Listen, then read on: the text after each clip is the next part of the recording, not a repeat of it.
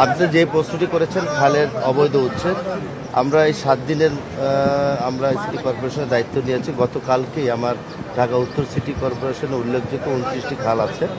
29টি খালকে আমরা পুনরায় বর্জ্য ব্যবস্থা থেকে শুরু করে যেখানে একদম নাব্যতা কমে গেছে সেখানে কিন্তু আমরা এক্সকেভেটর দিয়ে সেটাকে খননের মাধ্যমে আমরা পানিকে সচল রাখার চেষ্টা চালাচ্ছি। এখন বলতে পারেন, অনেকে বলে একবার করে তার মনিটরিং করা হয় না, এটা অতীতে হয়েছে। অতীতে কি হয়েছে এটা আপনারাও জানেন, আমরাও জানি। ভবিষ্যতে আমরা কি করব সেটা আমরা বলতে পারবো। এই যে খাল খননের যে কর্মসূচিটা, সেটা আমাদের পার্টির ম্যানিফেস্টোতে আছে এবং এই খাল খনন না করলে সামনে যে ডেঙ্গুর যে আবির্ভাব ঘটবে সেটা আমাদেরকে বিপদগ্রস্ত হতে হবে। তাই আমরা পুনরায় এটাকে আগামভাবে আমরা এটা করার চেষ্টা করছি। আর যেখানে খালের পানি একদম নর্দমা, একদম ময়লা আবর্জন জন্য একদম কি বলে এটাকে ময়লার স্তূপ হয়ে আছে, সেটাকে আমরা প্রতিদিন একদম রুটিন মাফিক আমরা এই কাজগুলো করার জন্য নির্দেশ দিয়েছি। দখলদারের ব্যাপার আমরা ঈদের পরে আমরা এই বিষয়গুলোকে নিয়ে, এটা আইন পরীক্ষা সংস্থা আছে, সেখানে আমরা তাদেরকে নোটিশ দিয়ে, তারা তো মানবিক মানুষ, তাদের সাথে আলাপ আলোচনার ভিত্তিতে তাদেরকে অন্য কোথাও একটা বাসস্থান করা যায় কিনা, কিংবা তাদের সাথে কথা বলে তাদের ক্ষতিপূরণের ব্যবস্থার মধ্য দিয়ে আমরা এটা সহজ উপায়ে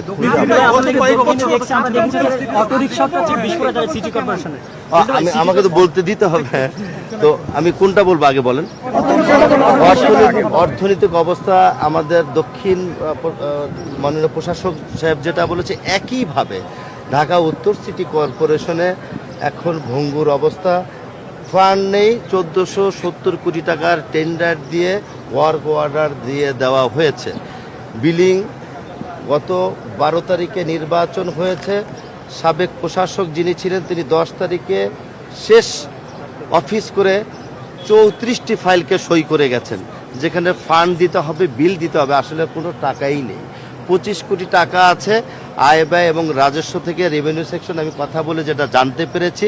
আমার ঢাকা উত্তর সিটি কর্পোরেশনের প্রতি মাসে স্যালারি আসে 13 কোটি টাকা। 13 কোটি টাকার থেকে থাকবে 12 কোটি। বিচার বিশ্লেষণ আপনারাই করবেন, উন্নয়ন কর্মকাণ্ড কীভাবে করব। সেই কারণে মাননীয় প্রধানমন্ত্রী আমাদেরকে আশ্বস্ত করেছেন, আমরা হতাশ নই, এভাবেই আমরা এগিয়ে যাব। জনকল্যাণে যতটুকু সেবা দেওয়ার প্রয়োজন আছে আমরা সেই সেবা দেওয়ার জন্য আমরা নিজেকে আরও সময় মতো করে আমরা প্রস্তুত করব এবং জনকল্যাণে আমাদের যে অঙ্গীকার আছে সেটাকে আমরা বাস্তবায়ন।